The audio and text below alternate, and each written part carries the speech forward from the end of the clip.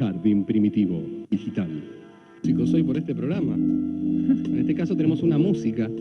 Me hace un poco de ruido eso de que el hombre sea músico, la mujer sea... Músico también, la mujer es músico. La mujer es música, me parece. No, música es la música.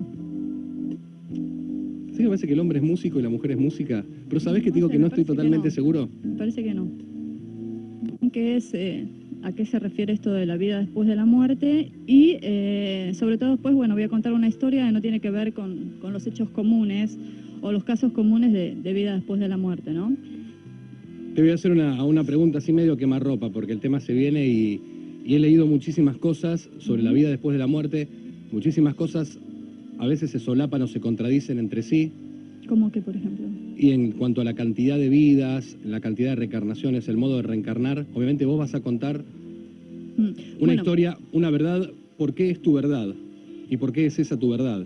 No, lo que pasa es que vos estás hablando ya de otro tipo de cosas. Estás hablando de lo que sería la vida post-mortem eterna. Sí. Lo que yo voy a hablar hoy es de cuando hay personas que están consideradas clínicamente muertas y vuelven a la vida. O sea, tienen una experiencia paranormal y vuelven, ¿no? La gran Víctor.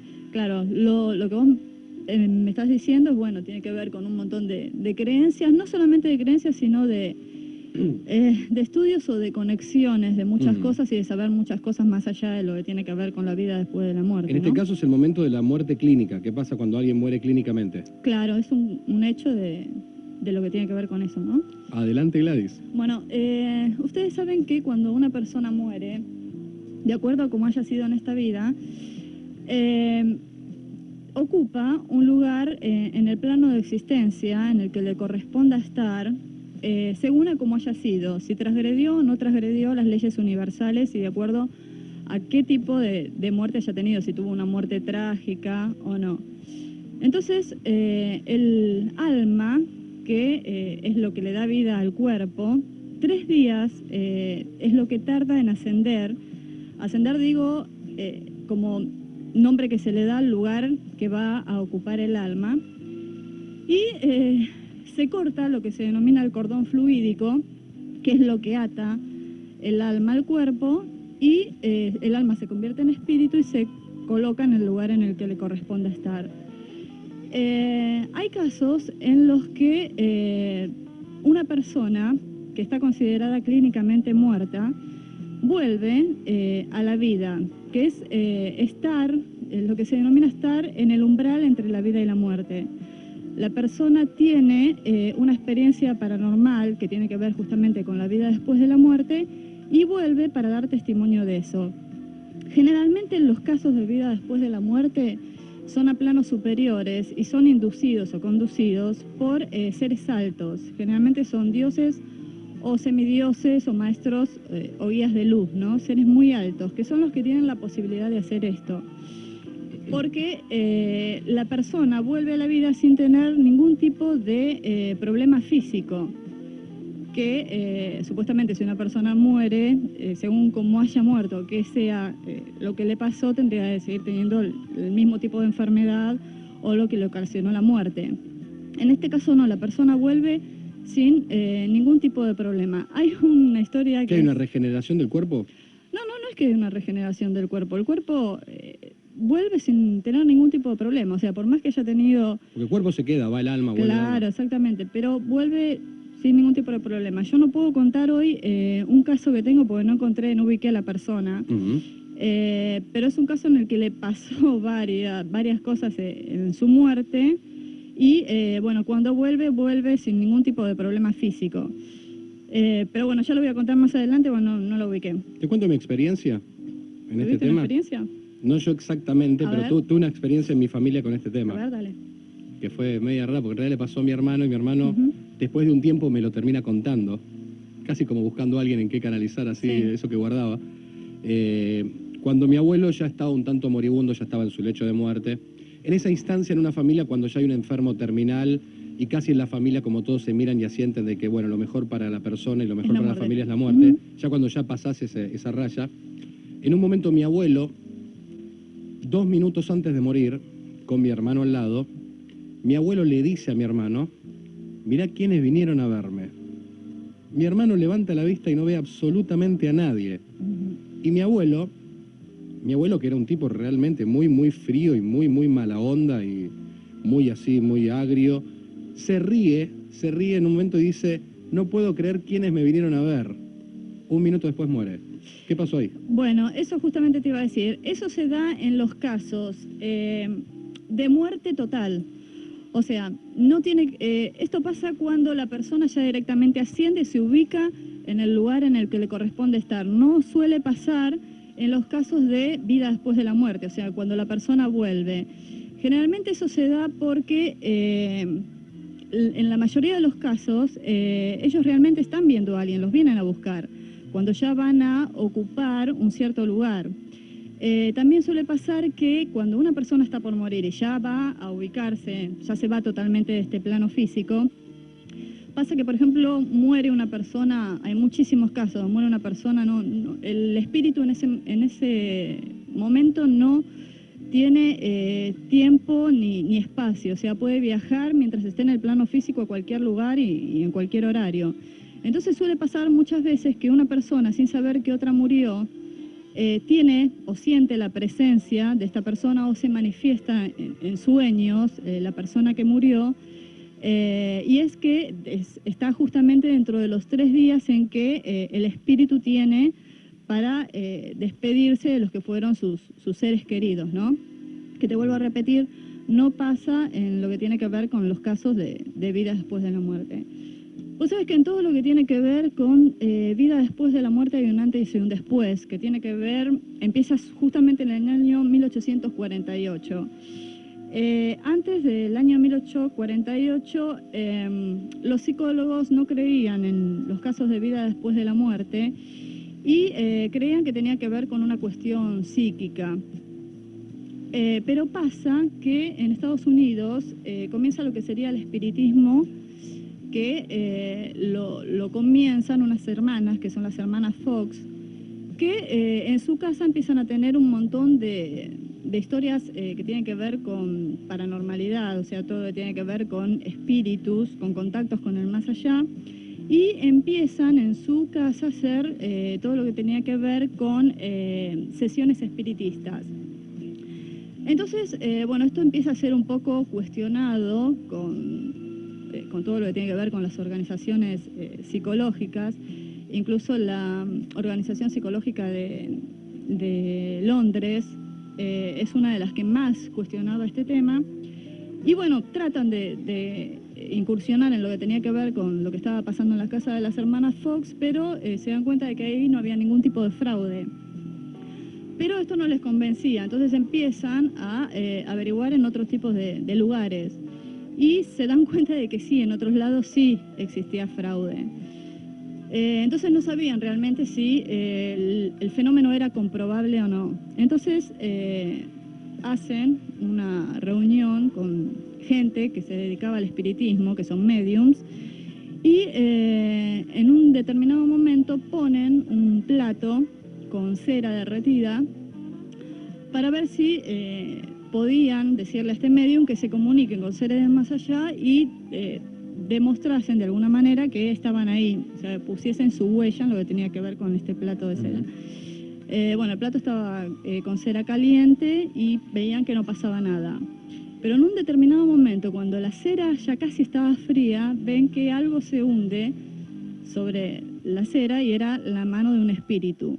¿Qué es lo que estaba esperando el espíritu? Estaba esperando de qué de la huella, porque si él lo hubiese puesto directamente en lo que tenía que ver con la cera caliente, se hubiese totalmente desaparecido. Y ahí se le frunció todo. Y ahí fue cuando esto fue fotografiado y fue filmado, y bueno, ya quedó asentado como un hecho de que en realidad existía lo que tenía que ver con la vida después de la muerte, ¿no? ¿Cómo siguió la historia después? Y bueno, después ya siguió lo que tiene que ver todo con el espiritismo, ¿no? Me imagino que en 1840 era mirado con otros ojos eso, ¿no? Sí, en realidad... No digo que era la Inquisición, pero... lo que tiene que ver con el plato de cera lo hicieron en 1882, que tiene que ver también con esta organización londinense, ¿no? Pero... Sí. Sí. ¿Qué tenemos a la vuelta? Te iba a preguntar, pero... Y bueno, voy a contar un caso de vida después de la muerte, pero que no es un caso o sea, no está dentro de los parámetros normales. La mayoría de los casos de vida después de la muerte son hechos buenos. La gente viene con un mensaje, con una esperanza de vida. En realidad este que voy a contar yo también tiene que ver con eso, pero justamente no tiene que ver con comunicación o ver planos superiores. O sea, les mostraron otra cosa, ¿no? Bien, amigos, quedan todos invitados para seguir prendidos. Escuchando De Hoy No Pasa porque hay más. Fenómeno Cero. Cero es presentado por Jardín Primitivo. Algo que le pasó a una persona que, bueno, es un empresario argentino que en el año 1988 estaba en México, que es donde le ocurre esto, y que lamentablemente es una persona que carga sobre sí un hecho, una acción muy grave que hizo, y que bueno, por esa acción que tuvo, o eso que hizo, es que tuvo esta experiencia que ahora les voy a contar, ¿no? ¿Vas a contar la acción que hizo? No, no lo puedo contar porque yo la sé, o sea, somos 3 personas nada más que lo sabemos. La mujer de él, otro pariente de él, y bueno, yo lo sé por medio de un tarot, y vos sabés que el tarot es absolutamente reserva, o sea, nadie... Ok, no lo vas a contar. ¿Pero qué hizo? ¿Una maldad? ¿Hizo un acto Hizo algo... profano? ¿Hizo un acto por fuera de la moral y las buenas costumbres? Un acto que con agravia el que transgredió a Dios. las leyes universales. Te voy a decir así nada más. Mandó fruta. No me quieras sacar. Hizo bueno, una no te lo voy a maldad, sacar. hizo una maldad. Sí, y bueno, también era una persona hasta ese momento que era muy burlona. ¿Hay una tabla de leyes universales así? Y sí, todo lo que tiene que ser, todo lo que tiene que ver con agredir a algún ser de las criaturas de los dioses, o sea, ya sea física, psíquica o espiritualmente, violar, matar, robar, torturar. Son cosas que, bueno, si uno no se arrepiente de corazón, o sea, merecen estar, tienen que seguir evolucionando en un plano de existencia intermedio bajo, ¿no? Vamos a la historia, ¿la? Bueno, entonces esto le pasa en el año 1988, este hombre estaba en México, tenía en ese momento 47 años, ahora tiene 63, y bueno, pasa que viene de una fiesta con su mujer en la que había consumido bastante alcohol, con lo cual estaba muy eufórico. Venían por una carretera en México y pasa que en un determinado momento el auto se le va, sale de la carretera y queda incrustado en un árbol. Manejaba borracho. Sí, tal cual. Entonces, bueno, pasa que supuestamente la mujer se despierta, a ella no le pasó absolutamente nada y bueno, ve que el marido estaba muerto. ¿Cómo se dio cuenta que estaba muerto? Porque justamente la mujer es médica y bueno, le tomó el pulso, le hizo respiración boca a boca, bueno, no tenía latidos, no tenía nada, o sea, estaba clínicamente muerto. Y en ese lugar eran los únicos 2 que estaban, porque no había absolutamente nada ni nadie como para que los pudiesen ayudar, ¿no? Bueno, el hombre este estuvo 47 minutos por reloj muerto, cosa que es totalmente inaudito para lo que sería la ciencia, ¿no? El caso que les voy a contar después estuvo más tiempo muerto, pasó acá en Argentina. Bueno, entonces pasa que este hombre cuenta que él viene por la carretera, se siente muy eufórico y va fuertísimo y en un determinado momento ve que se le va el auto, pero no ve él cuando choca. Se ve automáticamente después, él dice que en un determinado momento se ve parado al lado del auto, a la mujer que estaba tratando de reanimarlo, ve el lugar, ve lo que tenía que ver con la carretera, el auto estaba incrustado en el árbol, él que estaba tirado ahí todo ensangrentado en el auto. Y en ese momento empieza a sentir como que una fuerza extraña lo chupa hacia arriba. Empieza a subir, a ascender, y dice que, bueno, él se encontraba como si estuviera dentro de un tornado. O sea, iba ascendiendo y iba girando, y cada vez se sentía más liviano. Y llega un determinado momento en el que se encuentra en un lugar que dice que era una cosa hermosa, o sea, era todo de colores claros que no se pueden describir. En el lugar este era como si fuese un cielo, había mucha paz, pero es como que se detiene un segundo ahí y sigue subiendo. Sigue subiendo, hasta que a medida que va ascendiendo, el lugar era cada vez más luminoso, tan luminoso que a él lo cegaba. Y llegan a un lugar en el que queda como flotando entre medio de nubes, dice él, no podía describir bien qué era el lugar donde estaba, y escucha que le hablan, pero no podía ver porque era enceguecedora la luz, no podía levantar los ojos del espíritu, ¿no? Entonces dice que esta voz le habla y le dice si él se daba cuenta de lo que había hecho. Y él le responde que no sabía de qué él estaba hablando. O sea, hasta ese momento era muy cínico, ¿no? Entonces le dice que bueno, que él iba a ver qué es lo que había hecho. Y dice que en determinado momento él siente como si tuviese un televisor dentro de la cabeza. Empiezan a pasar por su cabeza imágenes de su vida y sobre todo lo que tenía que ver con este hecho o esta mala acción aberrante que había cometido, que es muy, muy grave. Y, ¿le costó la vida a otra persona esa acción? No te puedo decir. Oh. No te puedo decir. Okay. No tiene que ver con eso, pero no te puedo decir tampoco. Entonces, pasa que él empieza a ver todo lo que había hecho, pero hasta ese momento él como que él no estaba arrepentido. Entonces le dice que bueno, que cuando él viese lo que le correspondería, él ahí podía llegar a cambiar su destino si se arrepentía. Entonces él no entendía a qué se referían con cambiar su destino ni lo que le correspondería. Si él se daba cuenta que estaba en un lugar, no se reconocía tampoco como muerto, pero sí se daba cuenta, él dice, estaba en otro mundo. En realidad no es que estaba en otro mundo, estaba en otro plano de existencia. Y de repente siente la misma fuerza, pero que lo tira hacia abajo. Empieza a tirarlo, empieza a tirar, y en determinado momento él se ve de nuevo que está en el lugar en donde ocurrió el hecho.